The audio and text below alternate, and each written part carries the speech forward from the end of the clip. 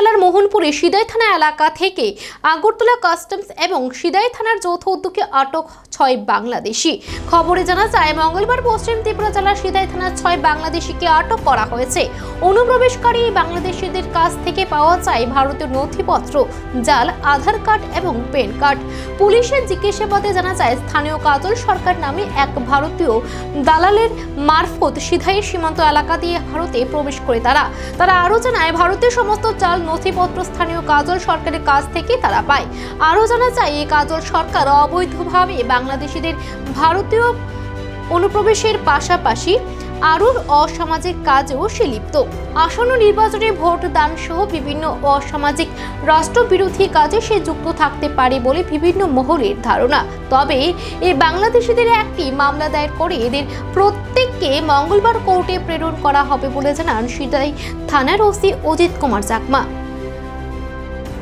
বাড়ি বাংলাদেশে হ্যাঁ রাস্তায় জেলা কোথায় থানা। তোমরা কয়জন একসাথে? 3 জন। কোথায় যাবে? কাজে ছিলাম রাজমিস্ত্রি। রাজমিস্ত্রি কি নাম? আমার নাম মোহাম্মদ শফিকুল ইসলাম। হ্যাঁ, আমার নাম মোহাম্মদ শফিকুল ইসলাম। কার মারফতে এসেছো? গিয়েছিলাম, ওকে চিনি না আমরা রেখা দিয়ে পালাই গেছি। দৌড়ে পালিয়ে গেছে। সীমান্তটা কোন জায়গায় বলতে পারো? সীমান্তটা তোমার কি নাম? মোহাম্মদ জাহাঙ্গীর। এই ভাই তোমার কি নাম? আরিফ। আরিফ কি? আরিফ ইসলাম। সবাই ভাই একসাথে? আচ্ছা, উদ্দেশ্য কি? উদ্দেশ্য পশ্চিমবঙ্গ যাবে নাকি? পশ্চিমবঙ্গ যাবে। তোমাদের যে কাগজপত্র রয়েছে ইন্ডিয়ান ডকুমেন্টস, এগুলা কোথায় থেকে করেছো? কার মারফতে করেছো? কার্ডটা সেটা ওই দিয়েছিলাম আমরা।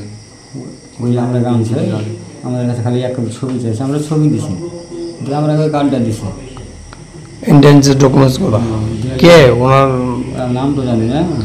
আমাদের দিকে থাকতে থাকতে আবার এদিকে মানে বাইরে কাজ করে মাঝে মাঝে যায়।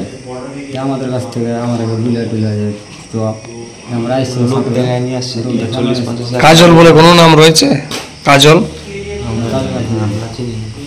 আচ্ছা আচ্ছা। ইন্ডিয়ান ডকুমেন্টসগুলো তোমাদেরকে ওরাই দিয়েছে? তোমরা কি আগে আর এসেছো এইভাবে? এই প্রথম নাকি? উদ্দেশ্যটা কি? আপনাদের উদ্দেশ্যটা কি? হ্যাঁ,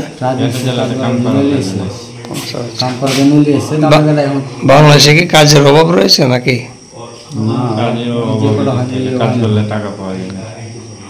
টাকা পাওয়া যায় না। বুঝেছি। তো তোমরা কি পশ্চিমবঙ্গের নির্বাচন রয়েছে সামনে, নির্বাচনকে ঘিরে কোনো ধরনের অশান্তি বা বিভিন্ন ধরনের একটা বিষয় উঠেছে পশ্চিমবঙ্গ থেকে বাংলাদেশিরা ভাগছে? নাম বলতে পারো? তোমরা কিভাবে চলে এসেছো? ওই মাঝে মাঝে আসে, মাঝে মাঝে যাই আমাদের দিকে।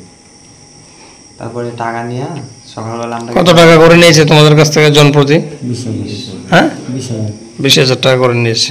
আমরা রেখে দিয়েছি যে সকাল লাইনে রেখে দিয়েছি, থাক আমি আবার আইতাছি পরে।